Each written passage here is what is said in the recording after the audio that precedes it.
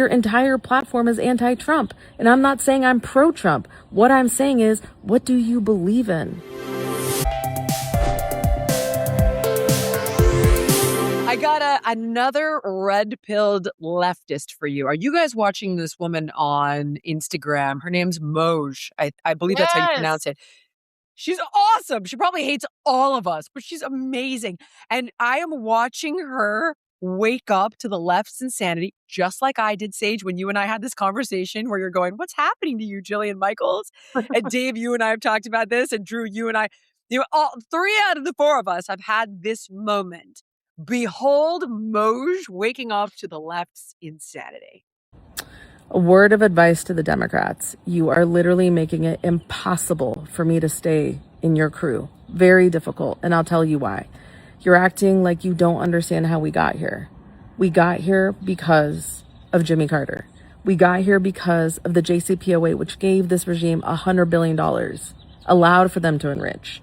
We got here because Biden gave them tens of billions of dollars. You act like you don't know, but you know.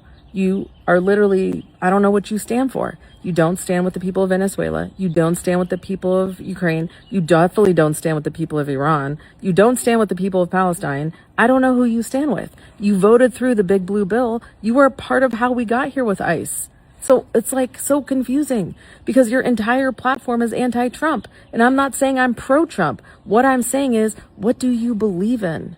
What do you stand for? Tell me. I want to know because I went to the DNC. It was all anti-business, anti-this, anti-this. What is it pro? What are you standing for at this point? Tell me what you stand for because I know what the other side stands for. It's very clear, the value proposition, but I do not know what you stand for. And in this moment where you are literally calling for no war, no intervention, you literally didn't ask for the UN to enact the responsibility to protect during a massacre, but you literally don't have any solutions. You have no solutions. None. No solutions. Your entire policy is, we hate Trump. Fine. Your entire policy is Epstein. Okay. How does that help me and my family? How does that help the world? How does that help stop the axis of resistance? How does that stop ICE? Tell me, please. I'm dying to know. Iranians know what's up. We know how we got here. We know how we got here. JCPOA, Jimmy Carter. That was you. So tell me how you're going to fix it. Drew, would you like to come? No, I watched. I think you posted the video on X, and or maybe it was Instagram or something, and I liked it. I loved it. I thought this is people looking at what's happening and trying to make sense of it and returning to a pragmatic view of the world, not this weird ideological. I saw, and there's another woman I saw whose lights went on, who was a extreme environmental activist, and she said, "Here's how it happened with me." She goes, I was told I'm a white oppressor. I colonialized. My everything's bad about me. We know men are bad. Of course, they're terrible. But I, as a woman, was also feeling guilty. So I, as a good person, wanted to find something. The world is under threat. I'm going to save the world. That makes me a good person. And she then looked at the reality of what she was supporting. Went, this is bullshit. And look what happened to me.